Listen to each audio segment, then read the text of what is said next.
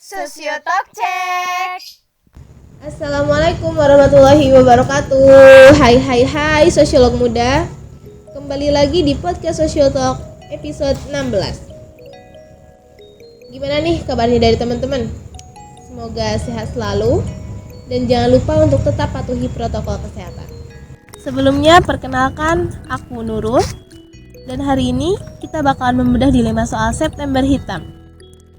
Kira-kira teman-teman udah pada tahu belum ya? Apa itu September Hitam? Sedikit aku kasih disclaimer mengenai September Hitam. Jadi, September Hitam itu merupakan istilah bagi bulan September yang dimana bulan ini menjadi bulan yang kelam bagi hak asasi manusia.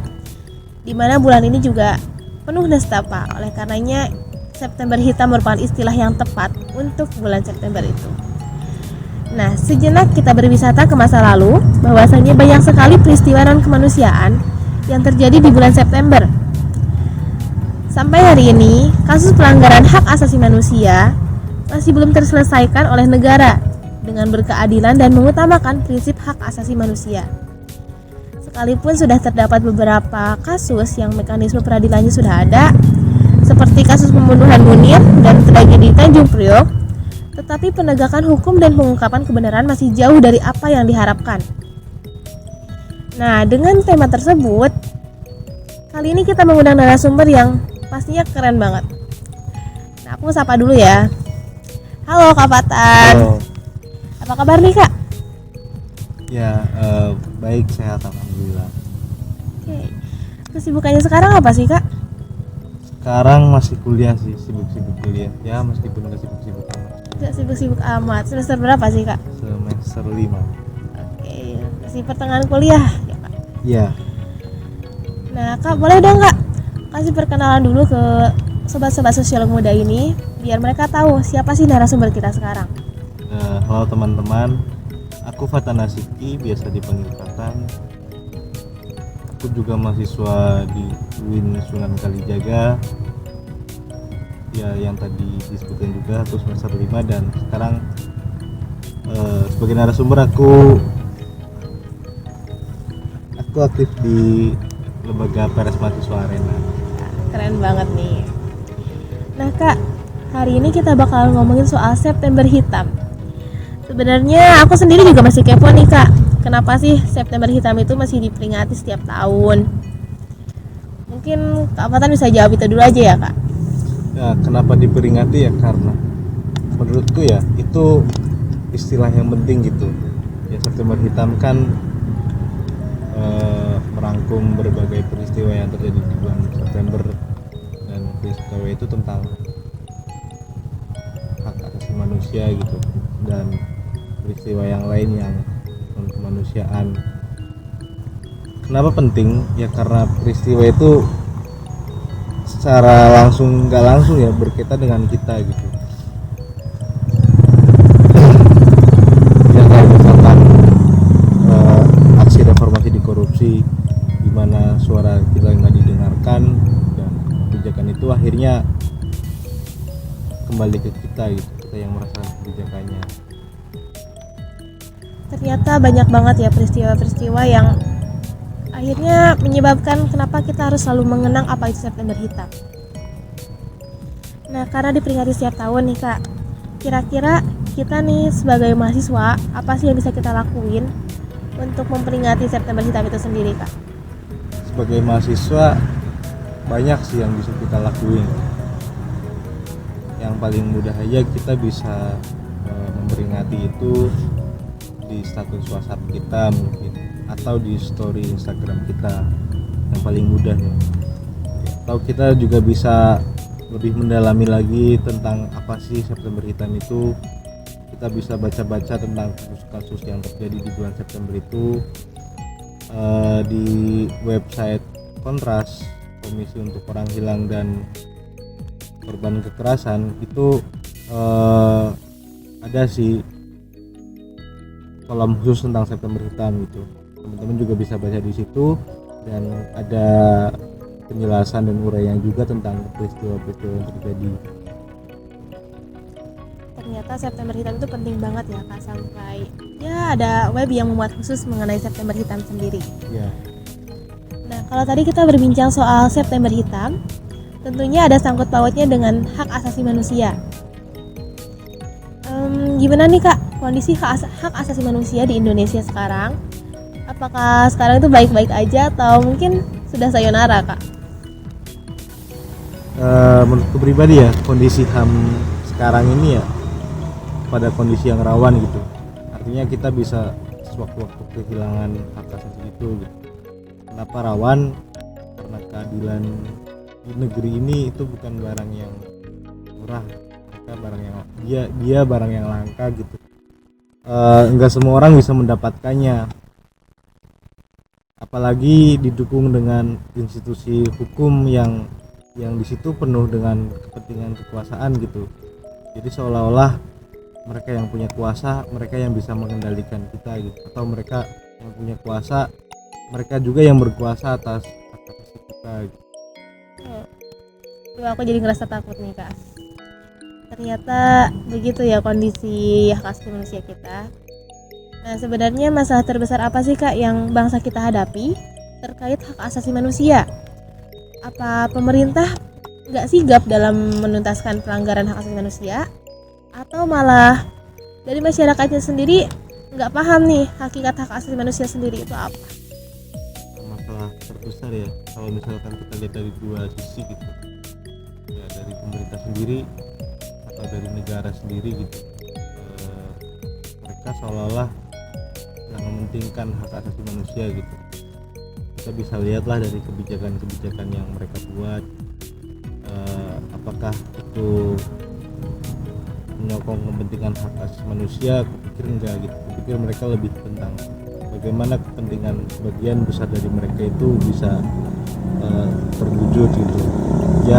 Ya seperti yang didesak atau disuarakan di aksi reformasi di korupsi gitu, tentang Omnibus Law dan lain-lain. Itu kan kebijakan-kebijakan yang sama sekali nggak berdasar pada hak asasi manusia dan justru pada kepentingan mereka.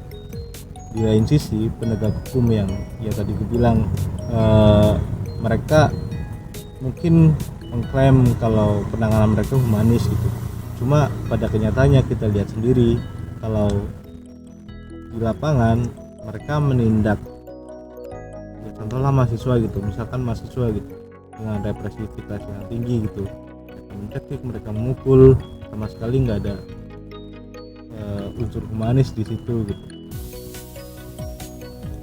Dan itu merembet ke institusi yang lain gitu. Itu dari pemerintah ya. Sedangkan dari masyarakat sendiri, kupikir kita ini kayak takut gitu.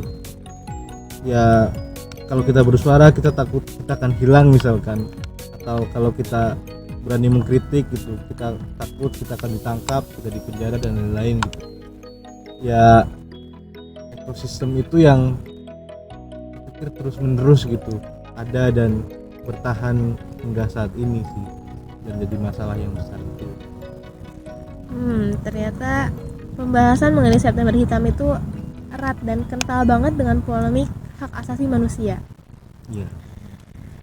Aku mau tanya nih Kak, satu hal yang menjadi sorotan belakangan ini, kalau kita berkaca dari pengalaman-pengalaman yang sebelumnya, hal apa sih Kak atau langkah apa yang efektif buat kita untuk memperjuangkan hak asasi manusia? Langkah yang efektif ya sudah, aku nggak tahu jawaban yang tepat ya, cuma pikir untuk memperjuangkan hak asasi manusia kita, ya kita perlu menggunakan itu gitu. Misalkan kita ingin melindungi hak bersuara kita, ya kita bersuara untuk melindungi hak itu gitu. Ya langkah-langkah penting ya langkah-langkah yang konkret gitu, yang nyata sih, mungkin itu salah satu langkah yang nyata gitu. Walaupun nggak ada hasilnya kita nggak tahu, dan kita tahu sendiri kalau negara kita atau pemerintah kita itu bebal gitu, mereka nggak mau dengar suara-suara kita gitu. Cuma kalau misalkan kita nggak melakukan langkah itu, mereka justru semakin keterusan gitu. Jadi kupikir langkah-langkah yang penting ya kita bersuara aja dulu gitu. Yang bisa kita lakukan. Jadi dengan bersuara pun sebagai langkah ya untuk kita memperjuangkan hak asasi kita. Iya, dan bersuara pun sebenarnya bisa lewat banyak media gitu. Ya salah satunya tadi aksi, kita bisa bersuara langsung mungkin di depan gedung DPR, atau kita bersuara lewat tulisan di media gitu, atau lewat visual. Ya platform sekarang banyak lah, kita tinggal mengolah kreativitas kita sambil terus melindungi hak-hak itu aja sih. Berarti ada banyak cara ya Kak buat kita memperjuangkan hak asasi kita. Iya. Mungkin buat closing statement nih Kak, dari peristiwa polemik hak asasi manusia dan September Hitam ini, apa aja sih Kak yang bisa kita ambil pelajarannya? Ya mungkin kalau aku boleh pinjem bahasa aktivis gitu, pentingnya September Hitam ini ya untuk merawat ingatan bahwa banyak nih pelanggaran HAM yang terjadi di Indonesia gitu. Dan itu berlangsung sangat lama tanpa penyelesaian yang baik. September Hitam ini ya awal aja untuk merekam ingatan itu. Masih banyak kejadian di luar bulan September yang mungkin lebih parah atau ya sama aja gitu. Dalam artian sama aja itu melanggar hak asasi manusia gitu. Penting untuk merawat ingatan juga, nantinya dengan merawat ingatan itu kita akan semakin sadar gitu bahwa ya institusi pemerintah atau institusi negara itu nggak selamanya mutlak benar gitu. Mereka harus diawasi dan bahkan harus dikritisi gitu, karena ya yang dekat dengan kekuasaan itu bisa saja melenceng jauh gitu, bahkan sampai merenggut hak-hak kita gitu. Jadi ya tugas kita itu buat mengawasi dan mengkritisi mereka supaya hak-hak kita juga terlindungi gitu sih. Wah, keren banget nih Kak. Kak, gak kerasa banget nih Kak kalau dari tadi kita udah ngobrol banyak dari awal sampai akhir, dan gak kerasa kalau ternyata waktu itu udah habis. Aku pribadi mau ngucapin terima kasih banyak ke Kak Fatan. Sama-sama. Yang dimana udah bersedia nih menjadi narasumber di podcast kali ini.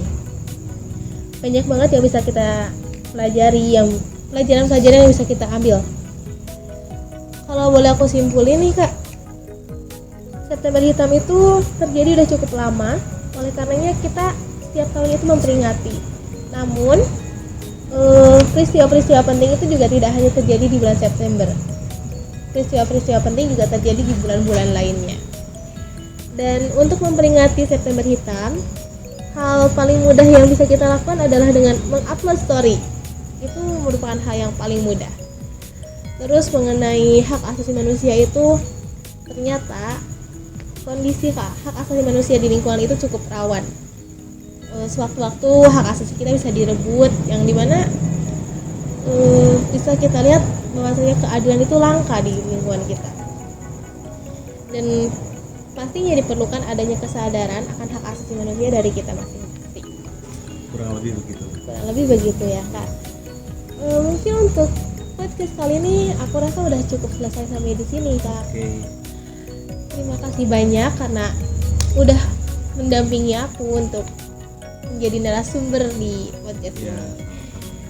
Oke, dan sampai jumpa di podcast Social Talk selanjutnya. Bye bye semuanya.